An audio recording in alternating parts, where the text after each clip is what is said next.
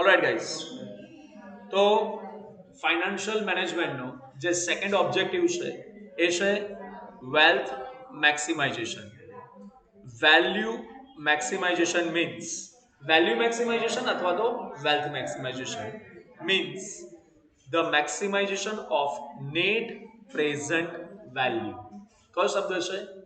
Net present value of investments in assets. હમણાં એક પેલું ઉદાહરણ આપ્યું હતું ને શેર્સનું. આજે ₹100 ફાઇનાન્શિયલ મેનેજરનો મેઇન ઉદ્દેશ્ય શું હોય? એના શેર હોલ્ડર્સના શેરની પ્રાઇસને વધારવાનો પ્રયાસ કરવાનો. શેનો પ્રયાસ કરશે? માર્કેટ પ્રાઇસ વધે એનો એ લોકો પ્રયાસ કરશે. એવા ડિસિઝન્સ એ લોકો લેતા હોય છે. The net present value of investment in assets is the difference between present value of stream of future cash inflow and present value of cash outflow. In short, એવું સમજો, આજે એનપીવી જે છે, એનપીવી એ શું દર્શાવે છે? Is the NPV of investment in asset is the difference. કોનો difference દર્શાવે છે?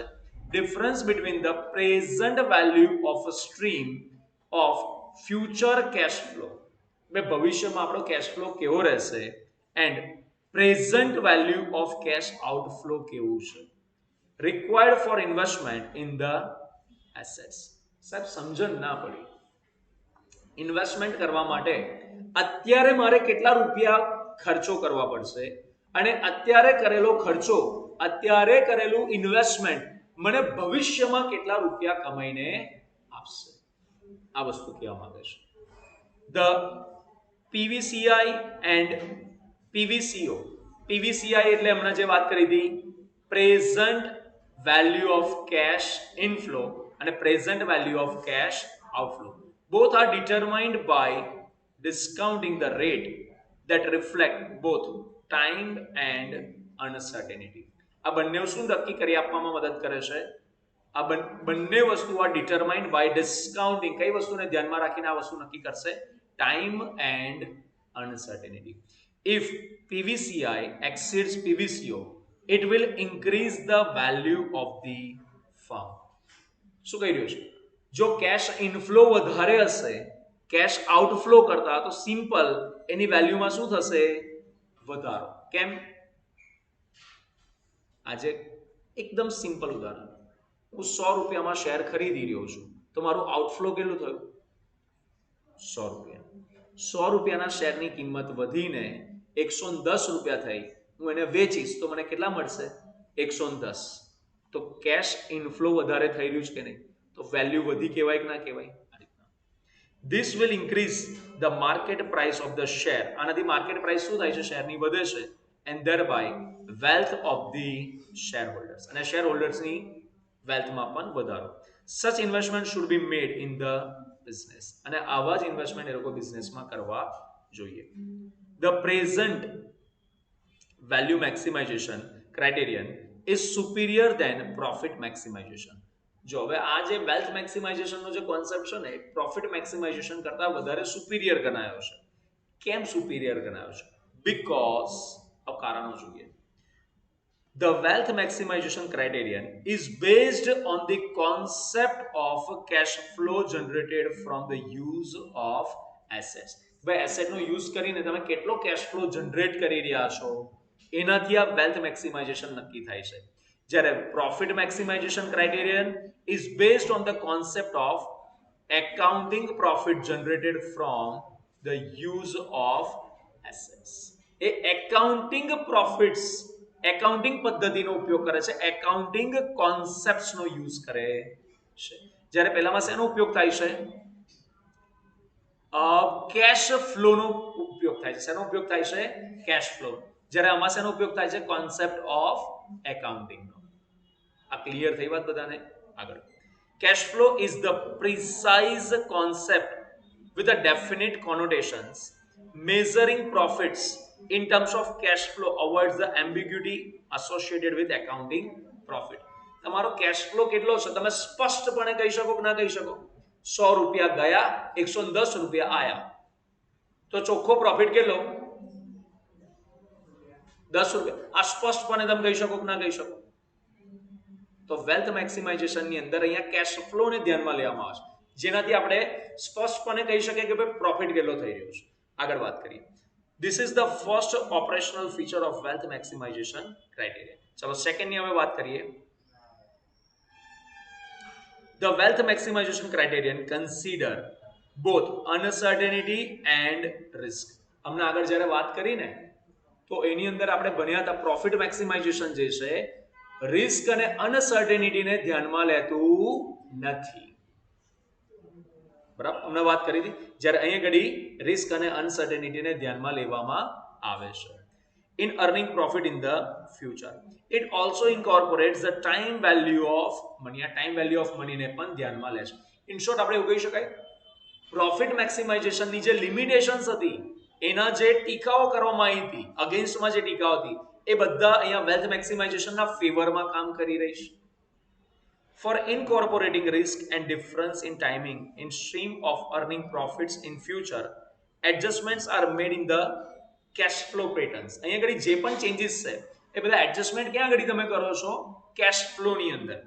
The value of stream of future is converted into present value by discounting them at capitalization rate that reflects both time and risk. ભવિષ્યમાં જે price થવાની સંભાવના છે એને આપણે શું કરીએ છીએ? ડિસ્કાઉન્ટ કરીએ છીએ. હવે ભવિષ્યમાં જો આટલું રિસ્ક હશે તો આટલું પ્રાઇસ રહેશે, એને ડિસ્કાઉન્ટ કરીને પ્રેઝન્ટની વેલ્યુ ડિસાઇડ કરવાનો પ્રયાસ કરીએ છીએ. ગાઈઝ એક ઉદાહરણ આલો, મજા આવશે આ ઉદાહરણમાં. શેર માર્કેટમાં કોઈ એમ વિચારીને શેર વેચે છે કે ભવિષ્યમાં શેરની કિંમત ઘટશે, અને ખરીદનાર શું વિચારીને ખરીદે છે? ભવિષ્યમાં શેરની કિંમત વધશે.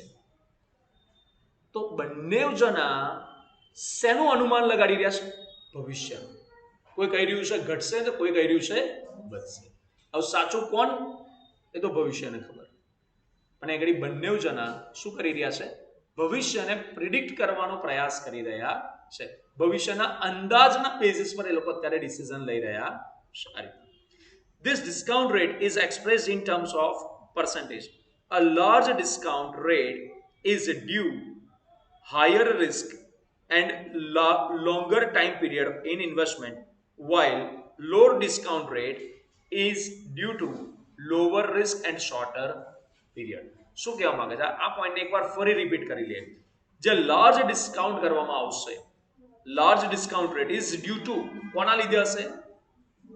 હાયર રિસ્કના લીધે હશે. અને હાયર રિસ્ક એની સાથે બીજો શબ્દ જોડાય છે longer time period in investment, કે ભાઈ લાંબા સમય સુધી આપણે રૂપિયા ઇન્વેસ્ટેડ રહેવું પડશે. પણ જે લો ડિસ્કાઉન્ટ રેટ હશે, લો ડિસ્કાઉન્ટ રેટ શું દર્શાવશે? ઓછું રિસ્ક અને sorter period of investment. Okay, low discount rate shows more certainty and less risk in investment. Low discount rate શું દર્શાવે છે? રિસ્ક પણ ઓછું, uncertainty પણ ઓછી. Using this discount rate to determine the present value of cash inflow and outflow, any investment that has positive net present value, that is excess of PVCI over PVCO, or highest net present value in case of mutually exclusive alternatives, that is only one can be undertaken, should be selected.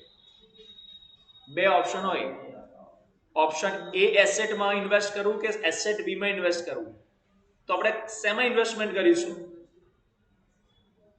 જેમાં પીવીસીઆઈ વધારે હશે, કોના કરતા? પીવીસીઓ કરતા.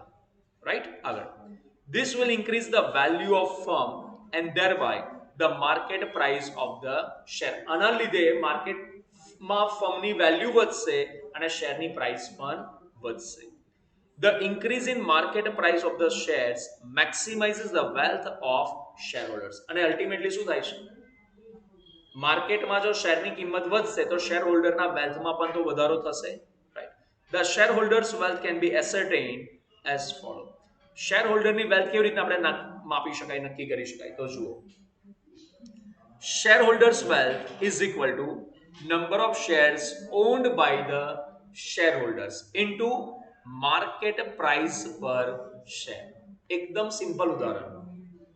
મારી પાસે 100 share છે, એક શેરની કિંમત 50 રૂપિયા છે, તો ટોટલ મારી વેલ્થ કેટલી કહેવાય?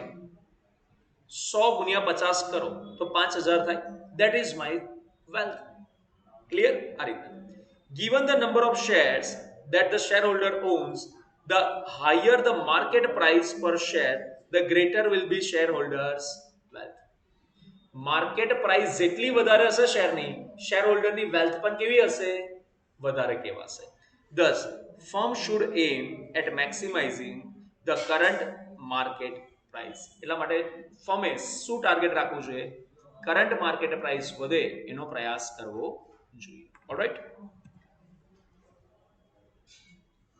આજે આ થોડું લાઇટોના લીધે અંધારું ફેસ પર લાગતું હશે, બટ બેર વિથ ઇટ.